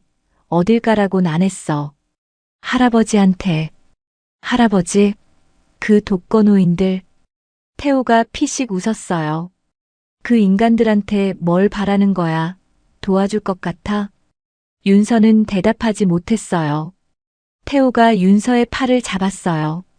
집에 가, 손님이 올 거야. 손님이요? 응, 시설에서 내 상태 확인하러. 윤서의 얼굴이 하얗게 질렸어요. 시설. 정말로 보내려는 거였어요. 싫어요. 저 안 갈 거예요. 윤서가 삼촌의 손을 깨물어 팔을 뺐어요. 그리고 뛰기 시작했죠. 아야, 야, 거기서 잡히기만 해봐. 태호가 뒤쫓았어요. 윤서는 골목을 빠져나와 큰 길로 뛰었어요. 숨이 찼지만 멈출 수 없었어요. 그때 앞에서 누군가 나타났어요. 윤서야. 만식이었어요. 옆에 순자도 있었죠. 윤서는 멈춰 섰어요. 눈물이 볼을 타고 흘렀어요. 아저씨. 만식은 윤서 뒤쪽을 봤어요. 태호가 달려오고 있었죠. 만식의 표정이 굳어졌어요. 저 남자가 삼촌이냐? 윤서가 고개를 끄덕였어요. 만식은 윤서를 등 뒤로 밀었어요. 그리고 태호 앞에 섰죠. 잠깐만요. 태호가 멈췄어요. 뭐야 당신은? 이 아이 자주 보는 사람입니다. 만식의 목소리는 낮지만 단단했어요. 아이한테 무슨 짓 하는 겁니까? 태호의 눈이 가늘어졌어요. 남의 집 일에 왜 끼어들어요? 남의 집 일인지 아닌지는 제가 판단하겠습니다. 윤서는 만식의 등 뒤에서 떨고 있었어요. 하지만 처음으로 누군가 자기 앞에 서 있었어요. 골목에 긴장이 흘렀어요. 만식과 태호가 마주 서 있었죠. 남의 집 일에 끼어들지 마세요. 태호의 목소리는 차가웠어요. 조카를 데려가는 것뿐입니다. 애가 왜 울면서 도망칩니까? 만식은 물러서지 않았어요. 아이 손등에 멍은 왜 있는 겁니까? 밥은 제대로 먹이고 있습니까? 태호의 표정이 굳어졌어요. 당신이 뭔데 그런 걸 물어요. 동네 사람들한테 다 들었습니다. 태호의 눈이 흔들렸어요. 뭐? 얘 아빠 돌아가시고 갑자기 나타났다면서요. 만식의 목소리가 낮아졌어요. 그렇게 급하게 들어온 이유가 뭡니까? 태호는 대답하지 않았어요. 주변에 사람들이 모이기 시작했거든요. 시장 상인들이었죠. 야, 저거 뭐야? 만식이 형이 누구랑 싸우나? 저 남자 누구야? 애보호자야? 수군거림이 퍼졌어요. 태호는 주변을 둘러봤어요. 사람들의 시선이 느껴졌죠. 지금은 물러나죠. 태호가 뒤로 물러섰어요. 하지만 법대로 하면 결국 내 쪽입니다. 윤서는 만식의 등 뒤에서 고개를 저었어요. 싫어요. 뭐? 삼촌한테 안 갈 거예요. 태호의 표정이 일그러졌어요. 하지만 주변 시선 때문에 함부로 손을 쓸 수 없었죠. 태호는 돌아섰어요. 검은 SUV가 골목 끝에 서 있었죠. 차에 타고 떠났어요. 윤서는 그제야 무릎에 힘이 풀렸어요. 만식이 아이를 붙잡았죠. 괜찮아? 윤서는 대답 대신 울음을 터뜨렸어요. 만식은 아이의 어깨를 잡고 한참 서 있었어요. 순자가 다가왔죠. 일단 우리 가게로 가자. 여기 있으면 안 돼. 세 사람은 시장 안쪽으로 들어갔어요. 만식인의 좌판 뒤편에는 작은 창고가 있었어요. 거기서 윤서는 그제야 밥을 먹었어요. 순자가 챙겨온 김밥이었죠. 아이는 허겁지겁 먹었어요. 며칠 만에 제대로 먹는 밥이었어요. 천천히 먹어. 아무도 안 뺏어가. 순자가 물을 건넸어요. 윤서는 물을 마시다 눈물을 흘렸죠. 고맙습니다. 만식은 창고 입구에 서서 바깥을 바라봤어요. 순자가 다가왔죠. 어떡할 거야? 경찰에 신고해야 해. 근데 증거가 있어? 그게 문제야. 만식은 이마를 짚었어요. 말만 갖고는 부족해. 저쪽이 보호자라고 버티면 일이 꼬여. 그때 윤서가 말했어요. 아저씨. 만식이 돌아봤죠. 수첩. 삼촌한테 빼앗겼어요. 수첩? 아빠가 남긴 거예요. 거기에 중요한 게 적혀 있었어요. 만식은 윤서 앞에 쪼그려 앉았어요. 뭐가 적혀 있었는데? 할아버지들 이름이랑 삼촌한테 보여주지 말라는 말이랑. 윤서는 눈물을 닦으며 말했어요. 은행 금고 번호요. 만식의 눈이 커졌어요. 금고라고? 네. 서울은행 38번이었어요.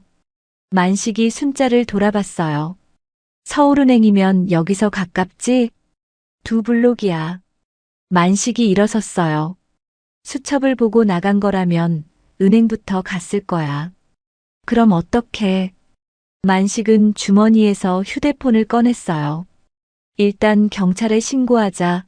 아동학대 의심으로. 만식아, 증거가. 일단 신고하고 은행으로 가야 해. 금고 열리기 전에 막아야 해. 만식은 전화를 걸었어요. 여보세요, 경찰서입니까? 아동학대 의심 신고하려고요. 윤서는 만식의 등을 바라봤어요. 누군가 앞에 서준다는 게 어떤 기분인지 그제야 조금 알 것 같았죠. 전화가 끝났어요. 만식이 말했죠. 경찰이 곧 온대. 순자야, 너는 여기서 윤서 지키고 있어. 넌 은행 가볼게. 그 금고부터 막아야 해. 혼자 가게. 시간 없어. 만식은 창고를 나갔어요. 뛰기 시작했죠. 서울은행까지는 5분 거리였어요. 은행에 도착했을 때 태호가 창구 직원과 얘기하고 있었죠. 대여금고 38번이요. 열어주세요. 만식은 재빨리 핸드폰을 꺼내 경찰에 다시 전화했어요. 위치를 알려주고 빨리 와달라고 부탁하며 끊었죠. 전화를 끊고 지켜봤어요. 본인 확인이 필요합니다. 신분증과 계약자 관계 증명서 있으신가요? 여기요. 태호가 서류를 내밀었어요. 직원이 서류를 확인했죠. 후견인 서류군요. 잠시만요. 확인 절차가 있습니다. 직원이 서류를 다시 넘겨봤어요. 만식은 숨을 골랐어요.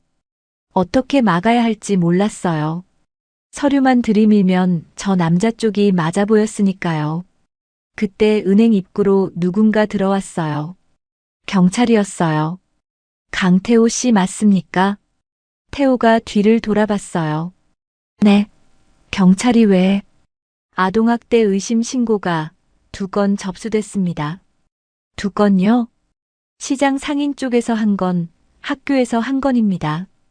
태호의 눈이 커졌어요. 학교요? 며칠째 결석인데 보호자 연락이 이상하다고요. 경찰이 한 걸음 다가왔어요. 보호자 신분 확인과 사실관계 확인이 필요합니다. 동행해 주시죠. 태호의 얼굴이 굳어졌어요. 뭐? 아동학대? 말도 안 돼. 나 지금 급한 일 처리 중이라고.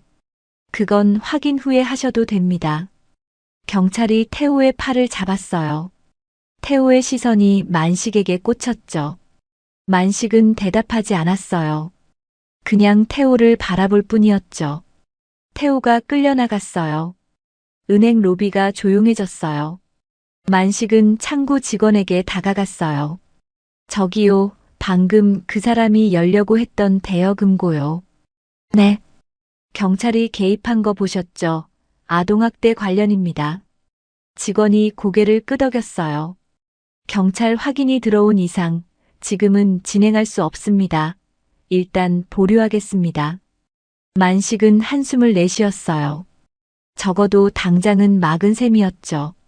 만식은 은행을 나와 시장으로 돌아갔어요. 창고에는 순자와 윤서가 있었죠. 윤서가 달려왔어요. 아저씨, 삼촌은요? 경찰이 데려갔어. 윤서의 눈이 커졌어요. 진짜요? 응. 그리고 금고도 일단 막았어. 삼촌이 못 열게. 윤서의 눈에 눈물이 고였어요. 조금 전까진 막혀있던 숨이 그제야 넘어갔죠. 감사해요, 아저씨.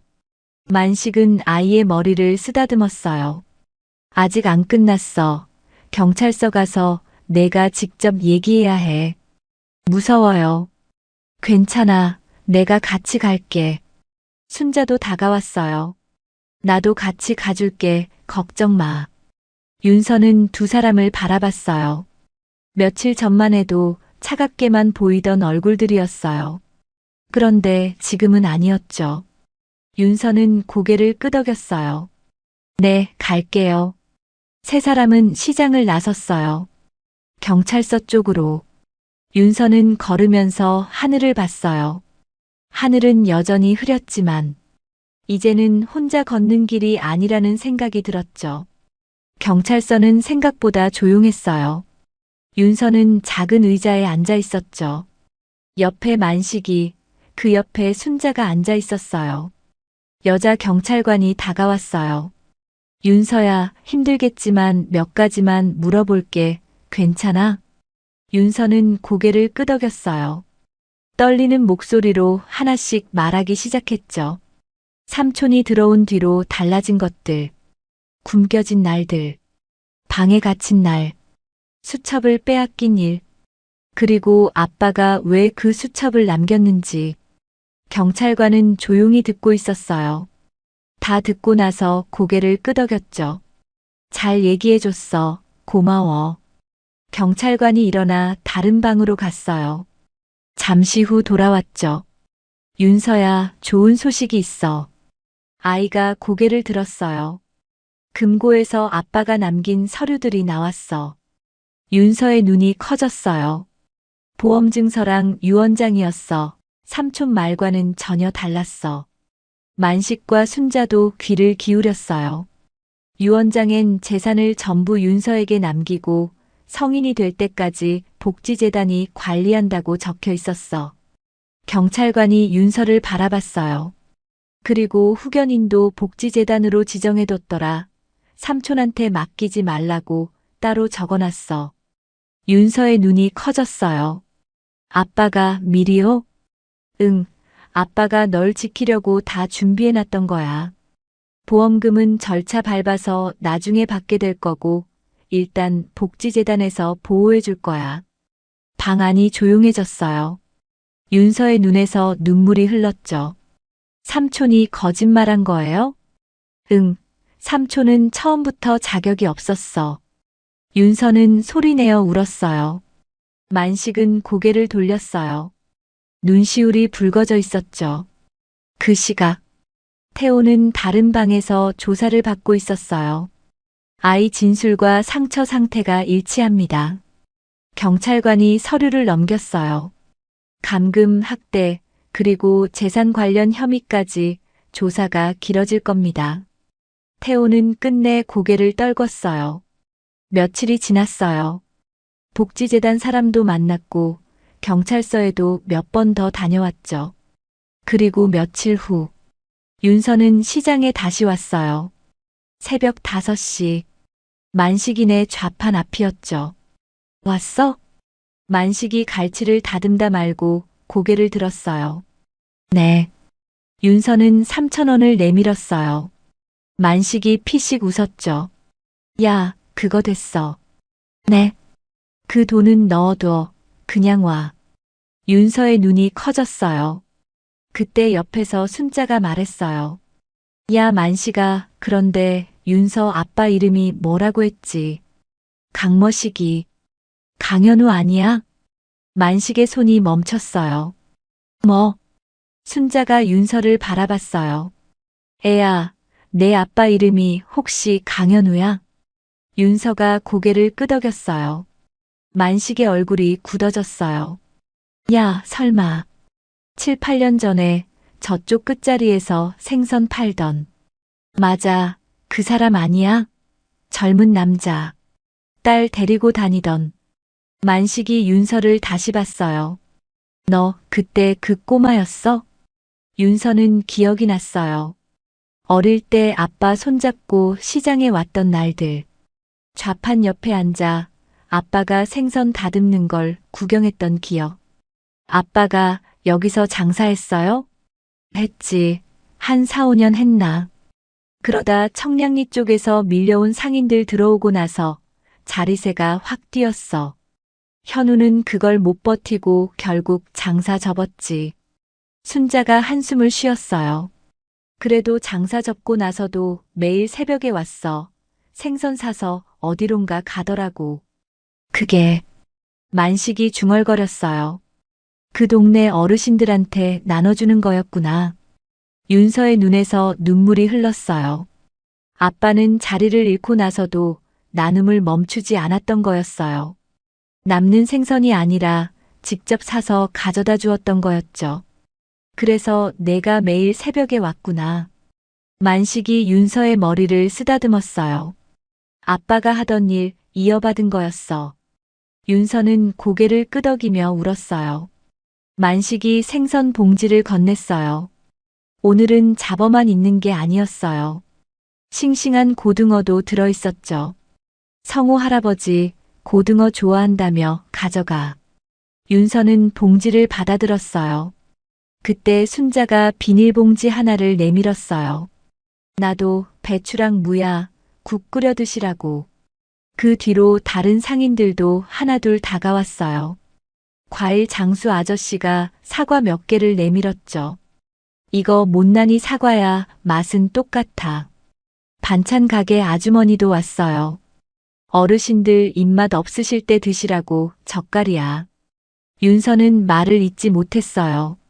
만식이 윤서의 어깨를 툭 쳤어요. 내 아빠가 여기 동료였어. 우리가 안 도와주면 누가 돕겠냐. 윤서는 봉지들을 안고 시장을 빠져나갔어요. 두 손은 무거웠지만 발걸음만은 가벼웠죠. 성호 할아버지 집 앞에 도착했어요. 낡은 철문을 두드렸죠. 할아버지. 잠시 후 문이 열렸어요. 성호 할아버지였죠. 할아버지가 눈을 크게 떴어요. 누구?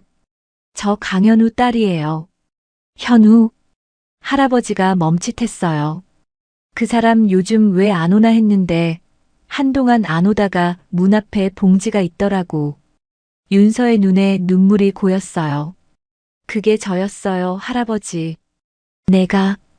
아빠가 3달 전에 돌아가셨어요. 할아버지의 얼굴이 굳어졌어요. 뭐라고? 그래서 제가 대신 왔어요. 며칠 못 와서 죄송해요. 할아버지는 말이 없었어요. 눈에서 눈물이 흘렀죠. 그 사람이 죽었어? 윤서가 고개를 끄덕였어요. 할아버지가 문틀을 잡았어요. 다리에 힘이 풀린 것 같았죠. 윤서는 봉지들을 내밀었어요. 생선, 채소, 과일, 반찬. 이거 시장분들이 같이 챙겨주신 거예요. 할아버지가 봉지를 들여다봤어요. 고등어가 보였죠. 현우가 맨날 이거 가져왔는데. 윤서가 할아버지의 손을 잡았어요. 아빠 대신 이제 제가 올게요. 할아버지가 윤서의 손을 꼭 잡았죠. 고맙다, 아가야. 새벽 5시의 시장은 여전히 시끄럽고 비린내가 났지만 그날 아침 그 한쪽 구석만은 오래도록 따뜻했어요. 오늘 이야기는 여기까지입니다. 아빠가 남긴 건 돈이 아니라 사람이었네요. 그리고 그 마음은 딸에게, 시장 사람들에게 번져갔어요. 새벽 5시의 차가운 시장에도 끝내 사람 마음은 남아 있었습니다. 끝까지 함께 해주셔서 감사합니다. 우리는 또 단짝처럼 다음 이야기에서 만날게요. 지금까지 사연단짝이었습니다.